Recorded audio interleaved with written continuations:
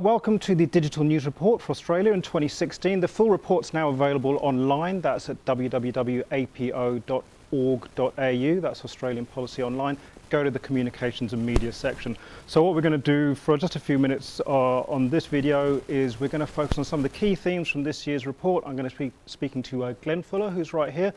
He's going to talk to us about distributed content, and then I'm going to be speaking to my colleague Caroline Fisher very much about one of the main focuses of this year's report, lack of trust in news and news media. Let's kick straight in. Obviously, we've been discussing this project for some time now. You've got a fairly strong view about how technology doesn't actually change news media consumption, which is quite contrary to a lot of the discussion around how tech changes everything. Do you want to talk a little bit about that? What we definitely know is that there's differences in the age-based consumption of news media. Mm-hmm. Different age cohorts engage with news-based media content in different ways. And one of the traps that news companies have fallen into is believing that the new and kind of emergent media technologies govern how everyone engages with news-based media content. Older audiences, those who are aged 45 and above, they engage with news-based media in the same way that they always have largely, through broadcast TV, broadcast radio and print media, although to a certain extent print media is kind of tapering off. Amongst younger audiences, they're certainly engaging with news-based media content through social media channels and the new and kind of emergent forms. Why is an organisation like ABC getting into distributed content? Because it's a very different organisation to BuzzFeed. It's a non-for-profit organisation. So do you think that's working for ABC? Yeah, so what's interesting about the case of the ABC is that they're actually experimenting with new ways of engaging with the new audiences. They recognise they have existing audiences, they also need a service, and it's part of their kind of directive to be the national broadcaster. So they're not simply moving their business from the older media channels around broadcast TV and broadcast radio.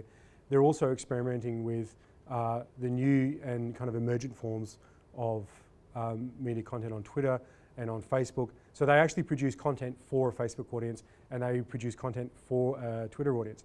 What they recognise is that each of these audiences engage with content in different ways, and there's value in both of those, in the various ways that audiences engage with. Looking ahead, as we always do, what do you see coming next after distributed content is forgotten, burnt over by this time next year, perhaps?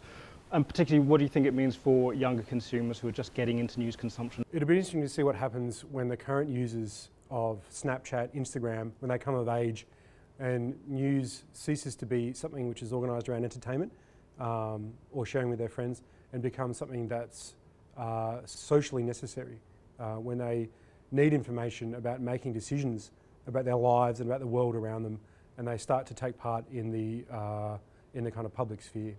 We don't know what's going to happen and if the new and kind of emerging platforms will actually be able to service that need.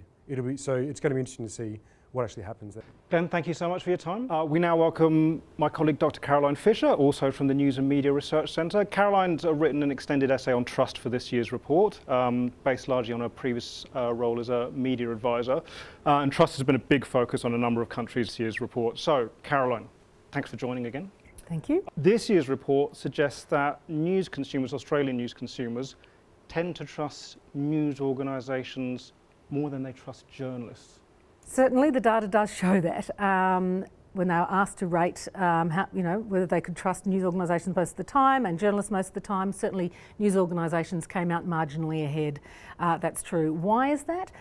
It's hard to know. Possibly it's to do with the visibility of a brand, that a brand's more visible, that people are more conscious of the brand, and that in fact that people pay perhaps less attention to who the actual journalist is writing the story. And you've said previously that those established news brands that have entered the online space, I suppose those who've done it successfully, do have that legacy and reputation behind them and have done quite well. Certainly the research does show that. So, like a brand like the ABC, for instance, it goes into the online space and its credibility from the offline space is taken with them. In terms of message credibility, the data this year show that 44% of respondents to the Australian survey trust most news most of the time.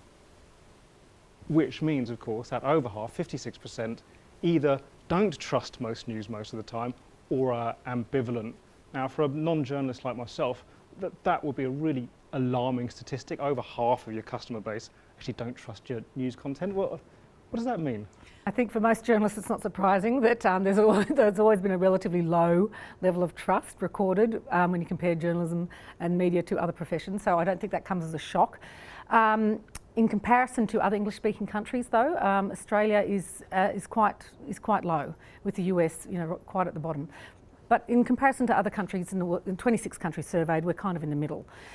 What does it say? Should we be alarmed? Shouldn't we be alarmed? I think there's a couple of things.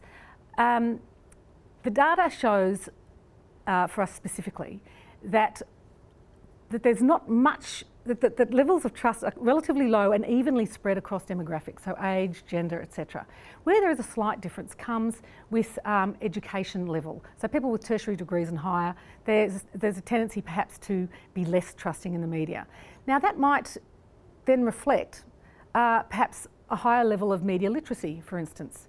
There's a real trend and a strong trend for people to be educated, to not just blindly trust what they read in the media, and certainly not to just blindly trust information they find online. I mean, with the tsunami of information that is available, students these days are taught to be critical. So when asked a simple kind of question, do you trust the news media? Well, if some people are ambivalent in their answer, maybe that's a good thing. We might say, on a positive note, lack of trust in news would be a healthy response for a news consumer. It could well be, absolutely. Being a discerning, critical news consumer, yeah, I mean, I think that is a desirable thing. On that note, Caroline, thanks very much again. My pleasure.